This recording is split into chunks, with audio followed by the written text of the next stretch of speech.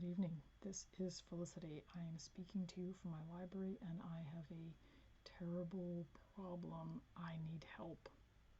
Okay, yeah, I probably need help on more things than just this one, but here's the problem. I've just decided there's a wonderful read along. There's the event that's happening this August that is being spearheaded by a number of my favorite booktubers. I think Richardson Reads is calling it the Awfully Big Adventure Book Tag. Oh my. And Shawn D. Standfast is joining on that one. Some are calling it August of Adventures. Some are Adventures in August. And Jason Harrigan is doing it. And Michael K. Vaughn is doing it. A Booktime with Elvis is doing it. I want to do it too. Here's the problem. How do I choose which book of adventure am I going to read? I'm just gonna scare you off here for just a minute here. Like, oh my lord, this is just a little tiny subset. I was looking through my library. I typed in adventure and I typed in travel into my library thing app, and it came up with hundreds and hundreds and hundreds of books. Well, there's not hundreds of books, but it's way too many, and I can't read them all in this August or many Augusts to come.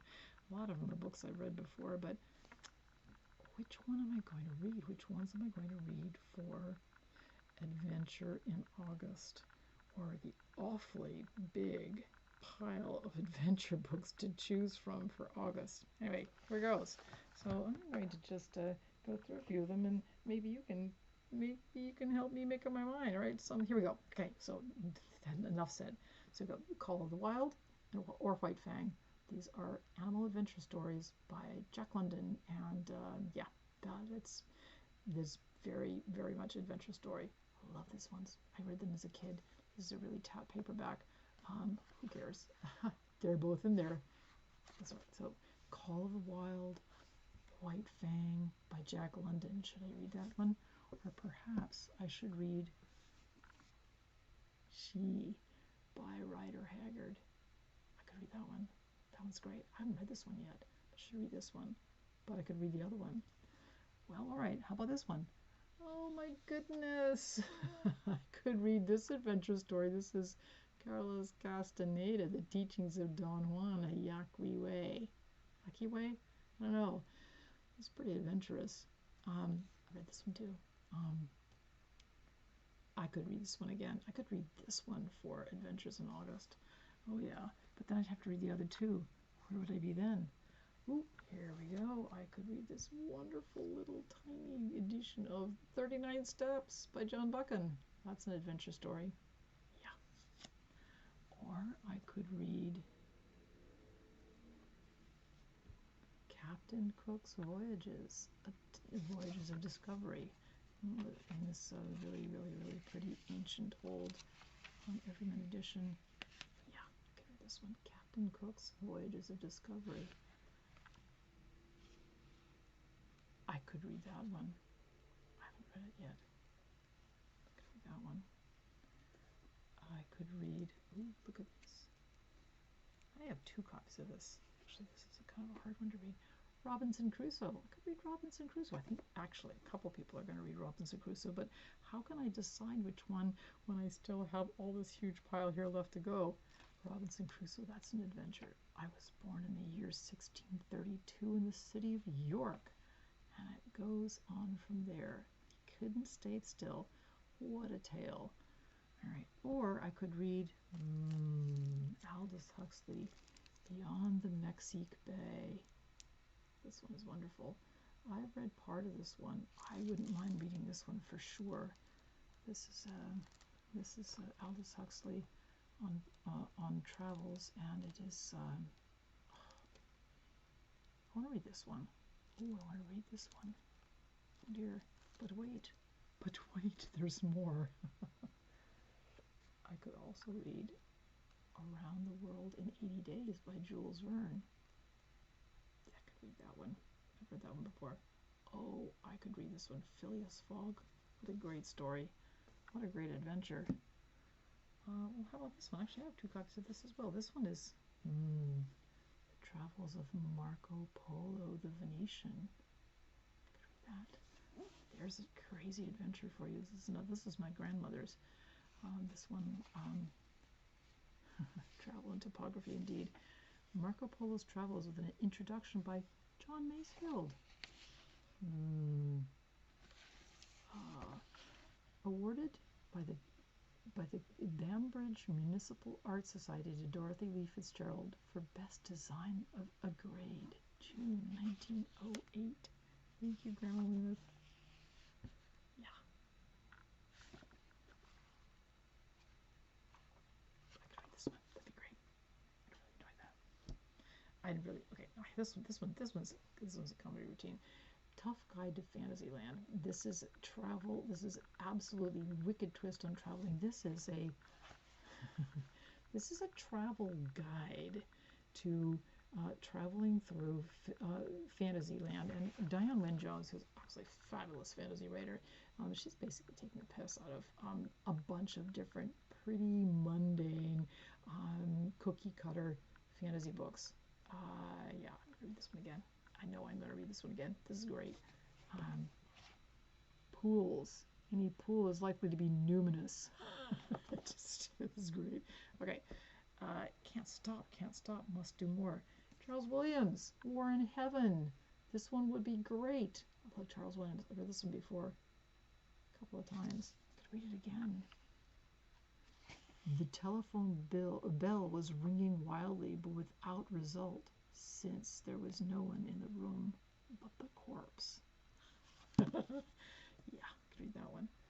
Or here's a classic, Richard Hakluyt, Voyages and Discoveries.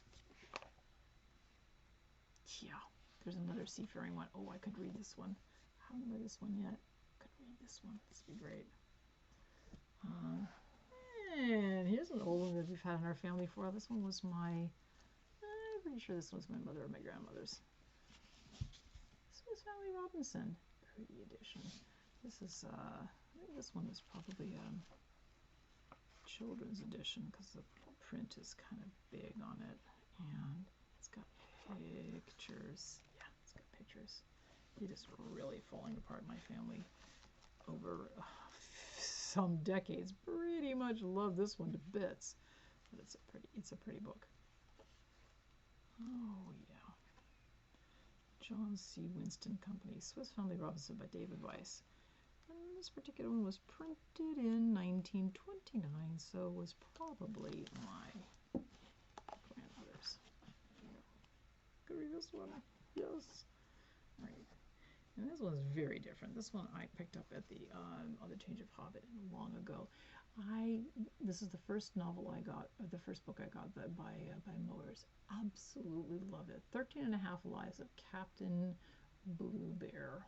And this is his nautical adventure. 13 and a Half Lives of Captain Blue Bear. Walter Moers. Blue Bear has 27 lives. I shall recount 13 and a half of them in this book, but keep quiet about the rest, as the narrator of Walter Moore's epic adventure. I should be lying if I claimed that my first 13 and a half lives were uneventful. What about the mini pirates? What about the hobgoblins, the spider witch, the babbling billows, the troglotroll, the mountain maggot? And on it goes. Oh yeah, I could read that one again. I really enjoyed that. Okay, now here's another classic. The Adventures of Baron Munchausen. I could read that one. Ooh, illustrations by Duray. This was fun. Yeah, I could read this one and I could walk through the pictures. I like that a lot. Baron Munchausen. I hope you guys are taking notes because I've got to make a decision. And here's another kind of adventure. Tintin. I believe we have the whole collection here. Land of Black Gold. I could read that one too. Oh yeah, that one's hilarious. The kid in this one was just dreadful. There's poor old Captain Haddock. The last joke cigar.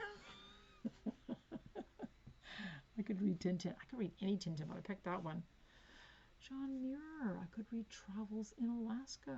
There's another adventure story. I'm gonna have to make up my mind. I still have several piles to go. better hurry up. This is going to take forever. Travels on Alaska. I haven't read that one. I also just started that one. I haven't read much of that one yet. I'd like to read that one. Here's one I read a long time ago that I picked up again. This is Ionia, A Quest by Freya Stark. And this is her travels in, oh, it's got pictures too. This is her travels in Greece. And Turkey, I think. That one would be a great one to read for adventures in August. Or how about The Four Adventures of Richard Hannay by John Buchan? I remember reading this when I was first allowed to go into the adult section of the public library in Berkeley.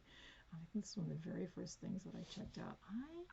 This was the book from then. This was my dad's, J.P. Brown. So I got this one from our family library, and yeah, I've read this one before. So the 39 Steps is one of them. I have a cute little paperback, the one I just showed earlier, but this has all four in it. Yeah. Okay, so this is the one which started it all off, and this is my really pretty edition of Treasure Island. And I do have two of them, so I could read one of those. This one's got fancy pictures in it. They're fun. Let's see. Turn one. I'm not sure if it's going to turn. I read this long ago, so it's got kind of old-fashioned style pictures. Pretty cool. However, I also have a complete collection of the works of Robert Louis Stevenson. And this is Treasure Island in that edition, and it is a very attractive. It is it's an old style printing. This is Scribner and Sons, and this was the set was published in 1897, and I have the complete set. I got it for hardly anything. It was just at the Friends of the Library store, and I picked it up, and I just had to carry it upstairs. That's about it. So this is Treasure Island, and I'm sorely tempted. I probably will read this one because this is definitely the way to go. So okay, I got one, and two of those books were the same thing. Now I also have by Robert Louis Stevenson, Travels with a Donkey. What a great story! I may read that one too. It's pretty good. He's an inland voyage, travels with a donkey in Edinburgh. Well, this is a variety of things in one, but Travels with a Donkey was enchanting, funny, sort of poignant, and really great. This Louis Stevenson is at his best. Okay. Ooh. Or I could read this one again. I read this one, I think it was last year or the year before, and what a revelation. This is amazing. So Peter Thorfinn was a captain. There's a picture of him in the beginning, which he looks really ferocious. This is a great picture. See where it is? Yes, yes. Eek. Yes, Captain Madman. This is actually a really beautiful book, and it is complete. It is illustrated to beat the band, and it is a description of a number of different really important voyages and their ships, and it is a hymn. It is a joyous hymn to adventure at sea. I'm not sure if this is going to be the one I read again, because I was thinking I wanted to read things that were more personal adventures, but I don't know, it was a pretty great book. All right, this one I just picked up recently. This is the one I got from my antiquarian bookseller, and On the Eaves of the World by Farrar. And this is an adventure story. This is Farrar's travels in China in the 1920s. It is illustrations, but it's true adventures. So just give an idea of some of the chapter headings here. Chapter headings, I don't know, something like that. The weaving. Here we go. The weaving of the strands. There's just actually a list of pictures. That wasn't helpful. Here we go. From Peking to the railhead, the trail begins Xianfu and westward into Kansu, Round the Heel of Kansu into Tibet, Chagola, Satine, Exodus. And this is a biggish one because there are 2 volumes of it, and I'm very tempted to make this one of my adventures in August book, because this is a personal tale. This is a personal recounting of his travels in China in the 20s, and I think this would be fascinating. But I have to choose what to do. All right, now here's a different kind of adventure. This is Joseph Campbell's story of his own life, Hero's Journey. Hero's Journey. It is a journey. He's sort of putting himself in the shoes of the characters and the mythological people that he describes, and he's using himself as an illustration for how we all get to our lives. Let's see, it actually, the whole thing here says, Joseph Campbell, arguably the greatest mythologist of the 20th century, was certainly one of our greatest storytellers. This masterfully crafted book interweaves conversations between Campbell and some of the people he inspired, including poet Robert Bly, anthropologist Angeles Arrien, filmmaker David Kennard, Doors drummer John Dinsmore, psychiatric pioneer Stanislav Grof, and so it goes. With poetry and humor, Campbell recounts his own quest and conveys the excitement of his lifelong exploration of our mythic traditions, which he calls the one great story of mankind. And I thought this would actually be an interesting take on an adventure story, because it is an inner adventure. It's the adventure of your process through your life, not going out. So I'm not actually convinced, but this is going to be sort of fitting in with the theme, but I have to choose. Right, there you go. So there's that. This one, very tempted by. I found this at the Dark Carnivals a little while ago. Well, actually, maybe it's the beginning of the year. The Ends of the Earth, an anthology of the finest writing on the Arctic. Oh, yeah. I'm thinking that this one actually might be it. This one might be the one. The Arctic.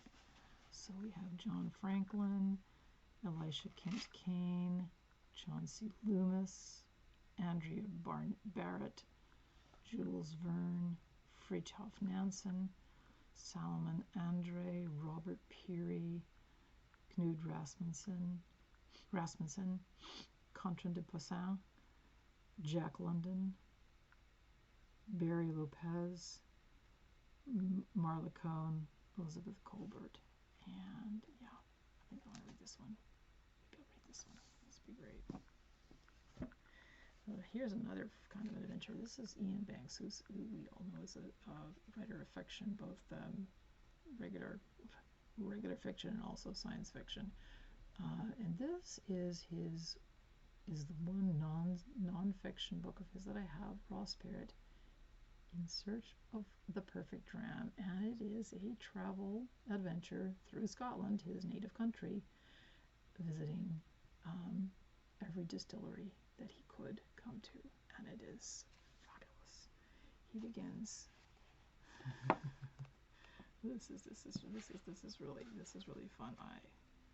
So the first page says, everything in here is true, especially the bits that I made up. Right. This is how he begins. Banksy, hi. What are you up to? Well, I'm going to be writing a book about whiskey. You're what? I'm going to be writing a book about whiskey. I've been, commissioned to write a book about whiskey. Malt whiskey, actually. You're writing a book about whiskey. Yeah, it means I have to go all over Scotland, driving mostly, but taking other types of transport, ferries, planes, trains, that sort of thing. Visiting distilleries and tasting malt whiskey. With expenses, obviously. Are you serious? Of course I'm serious. Really? Oh, yeah. Do you need any help with this? Yeah. All right, here's another classic. Travels of Ibn Battuta.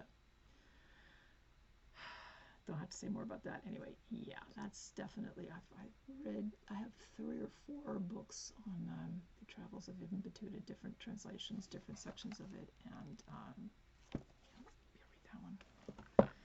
this one. 20,000 Leagues Under the Sea. That's pretty adventurous. I could read this one again. This one is also great. It's got a library in it too. Oh yeah, it's got a really great library in it. I can't remember if this one has pictures. Who cares? I got it in my head. But wait, there's more.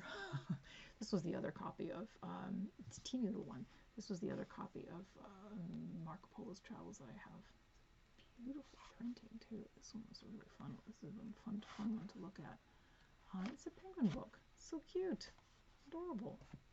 All right, here's one that's really different.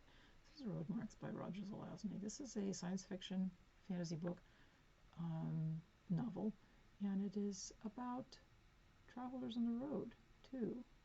Travelers on the road, and this is the blurb: the last exit to Babylon. The road runs from the unimaginable past to the far future, and those who travel it have access to the turnoffs leading to all times and places, even to alternate time streams of histories that never happened.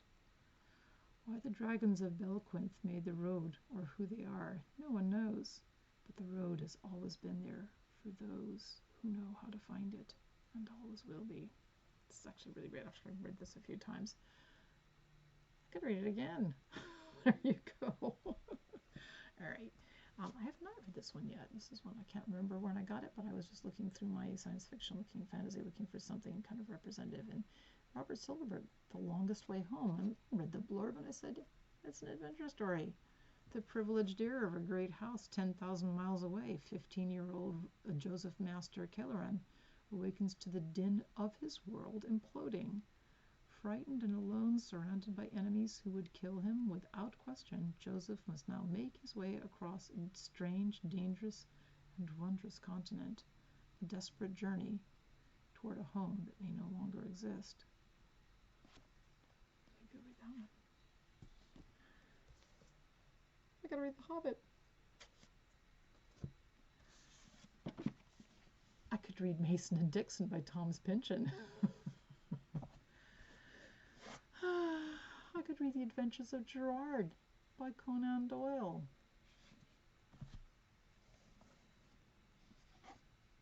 I could read Kon-Tiki by Thor Heyerdahl. I could reread Umberto Eco's Baudolino, the story of the search for Prester John. Or I could read the greatest adventure story of all time. Actually, take your pick.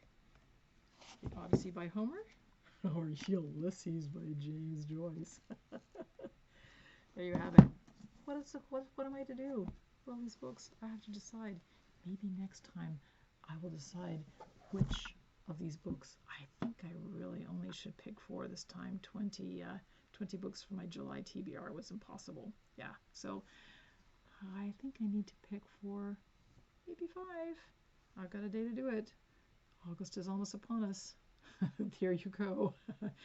What book shall I pick for August Adventures? Thank you for watching. Make a comment if you like. See you later. Bye-bye.